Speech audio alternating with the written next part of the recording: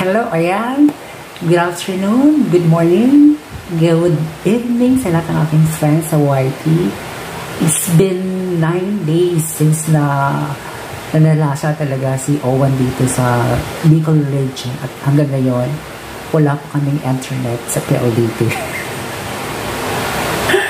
Anyways, before anything else, I'd like to give my shout out to my online friends, especially sa mga foreign YT subscribers ko, Miss Israel, Miss Egypt, lahat ng nasa Europe or lahat na nakakakilala sa akin nung ang aking YT pa is si Don Karaoke.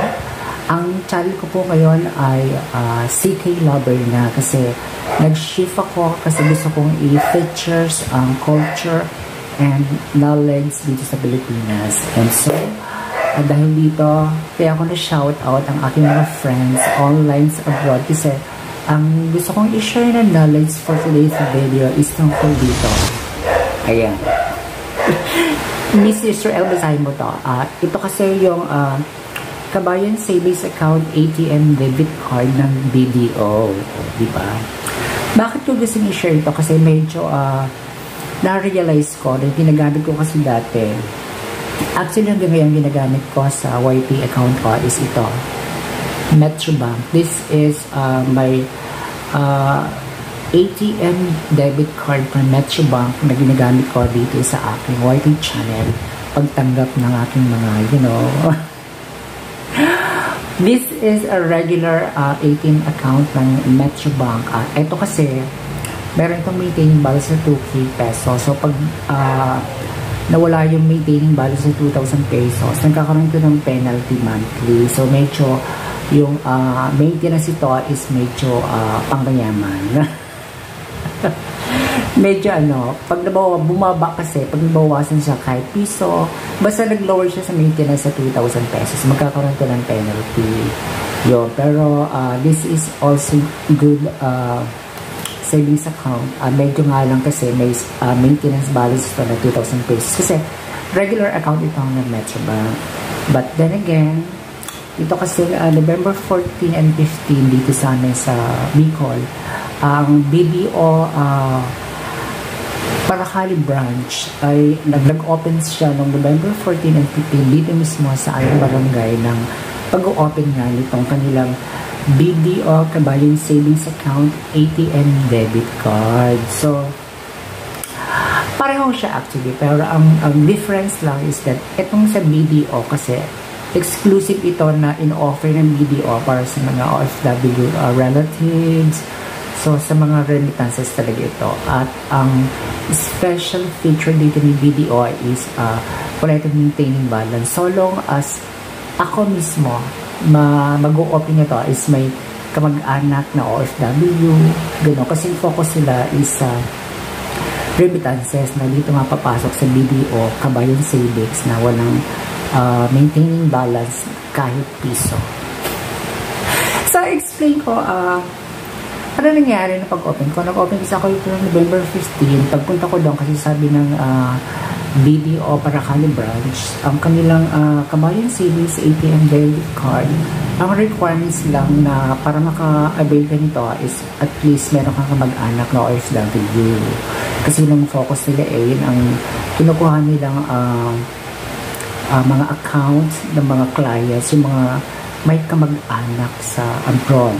Kaya kanina, shinout out ko muna yung mga friends ko online na nasa abroad, tulad ni Israel, ni Miss Egypt, at marami pang iba. Kasi baka gusto rin yung dito kasi wala itong maintenance balance. So, pagpunta ko doon, noong November 15 sa plaza na, dito sa Batbalane, dito sa aming barangay, nag-present lang ako ng isang valid ID and then ang minimum na deposit lang dito para makapag-open ka is 100 pesos. Ayun. And then, habang nag-fill up ako ng November 15 dito nga sa aming barangay para maka-avail nitong Kabayan Savings Account ATM debit card ng BDO, ayun nga, no maintaining balance siya. nag-open lang ako, nag-minimum akong para maka-avail ito ng 100 pesos lamang. And then, one valid ID, then nag-fill out ka doon, konting chika-chika sa mga staff ng video, ayun. And then, on the spot ang activation. Sila na mismo mag-activate nito, hindi mo na kailangan pumunta sa bangko o sa video o ATM machine para i-activate. Pero kung nagmamadali ka, pwede naman ikaw na mismo. Pero ang kagandahan lang din is on the spot, inactivate na nila ito mismo doon sa, nung pumunta ako ng November 15. And then, eto tayo, pag-usapan natin yung transaction limits ito. Okay? Usually, pareho lang siya sa mga transaction limits sa mga ibang ATM tulad nga nitong sa Metrobank.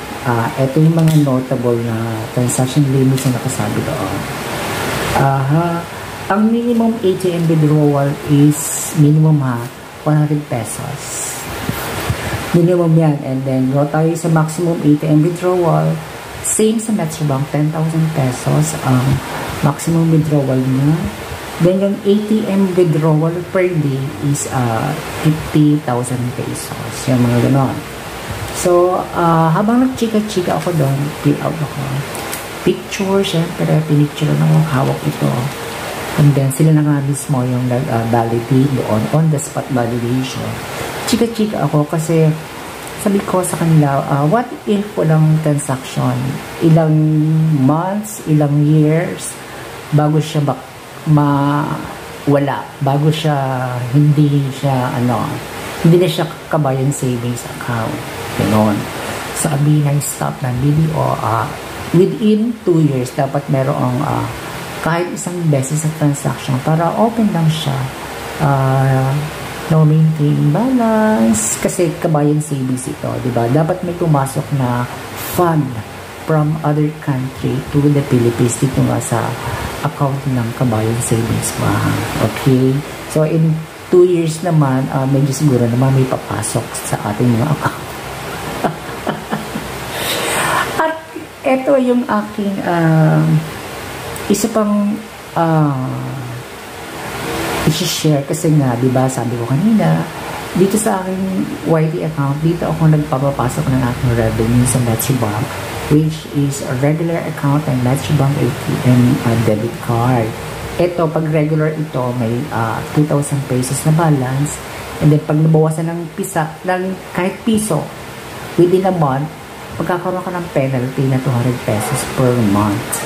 Per month, diba? So, pag nabawasan ko ng 2,000 pesos na maintaining balance, may penalty na agad ng 200. And then, pag withdraw ako ng laman nito sa mga ATM, pero pa rin mga charge. So, doble-doble yung charges. So, kaya naisip ko, siguro, mas maganda i-transfer ko dito sa video account ko. Kasi nga, free siya, wala siyang maintaining balance. Hindi ako magkaka-penalty. Magkakaroon na ako ng charges pag nag-withdraw ako sa mga ganito, sa mga ATM ng BDO, at saka sa mga tindahan na nag-offer ng ATM withdrawal and deposit ng BDO savings account. Kasi merong mga ganitong partner na agent ang BDO para kahit sa kapitbahay mo, kung yung kapitbahay ng tindahan ay may ino-offer na withdrawal at deposit ng BDO, pwede kang maka-avail. Yun na lang ang magiging charge. So, medyo mababawasan, di ba? So, kailangan lang ma-maintain natin na at least in 2 years, meron laging papasok na fund from other countries. Diba, Mrs. Joel? So, kung may iba pang question, pwede kayo mag-comment sa aking video kasi ito lang yung basic na information na nakuha ko nung mag-avail nga ako on the spot nung November 15 dito sa aming barangay kasi nga naisip ko na magandang opportunity ito to change my current bank account sa YT, diba? Para at least hindi ako magkaroon ng mga maraming penalty lalo na pag bumaba or nabawasan yung maintaining balance na 2,000 dito. Kasi samantalang itong bago na to sa video, wala itong maintaining balance kasi exclusive nga ito sa mga relatives or family ng isang OFW, di ba? Yun yung function ng BDO Savings, Kabayan Savings Account. Ayun. And then, since ito ay ATM debit card, so pwede rin natin siyang gamitin pambayad ng mga online transaction natin sa pag-grocery, usual thing na ino-offer din ng ibang ATM debit card. Pwede rin siyang pambayad sa mga grocery online. Grocery and online payment bills. Ayun. Ang pinagkaiba nga lang mga friendship is, ito kasi, no maintaining balance ito. Ito kasi sa Metrobank, regular ATM account ito na may maintaining balance. So, pag nabawasan nga yung maintaining balance natin, mag-penalty tayo. Penalty doon sa pagbaba ng maintaining balance. Then, meron ko pang charge pag withdraw mo dito sa mga ATM. Ito actually, pwede ito mag-withdraw dito sa mga agent ng BDO, pero may additional charge ito. Diba? So, yun ang difference na nakita ko na next time, ito na ang gagawin kong bank account sa aking YT para at least medyo mabawasan yung mga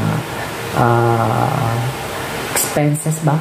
Or mga penalties na nai-incur ko dito minsan. Kasi nababawas talaga yung maintaining balance ito eh.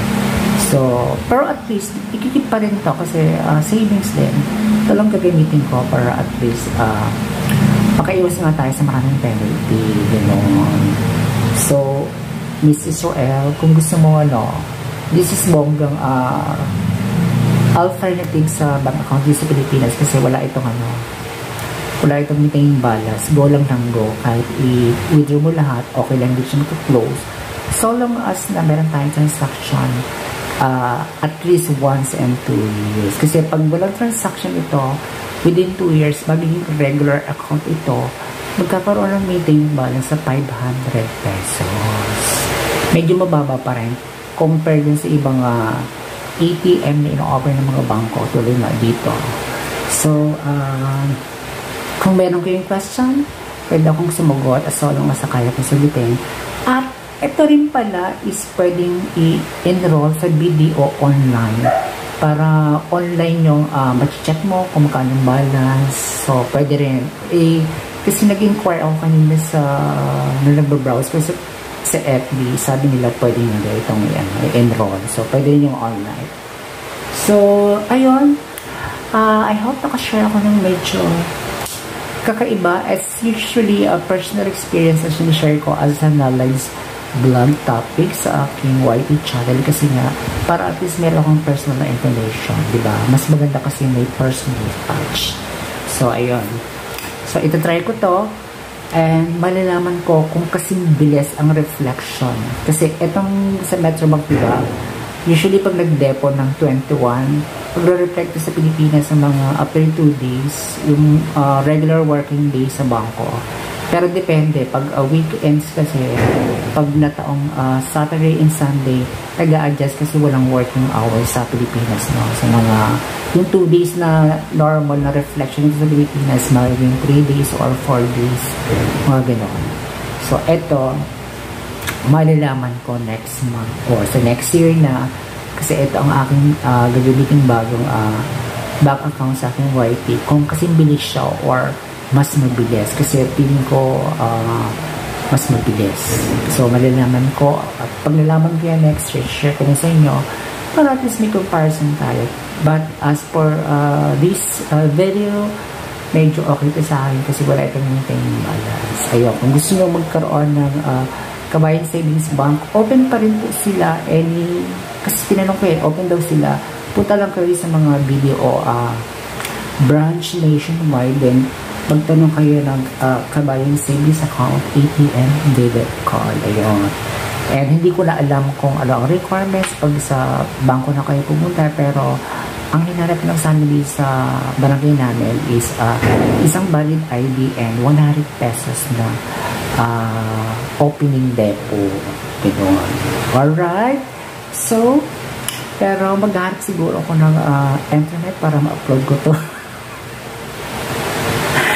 Kasi hanggang ngayon wala pang internet eh. So, thank you so much for watching. And kung meron kayong na-learn at na-appreciate nyo ang video na to, don't forget to subscribe. Thank you so much.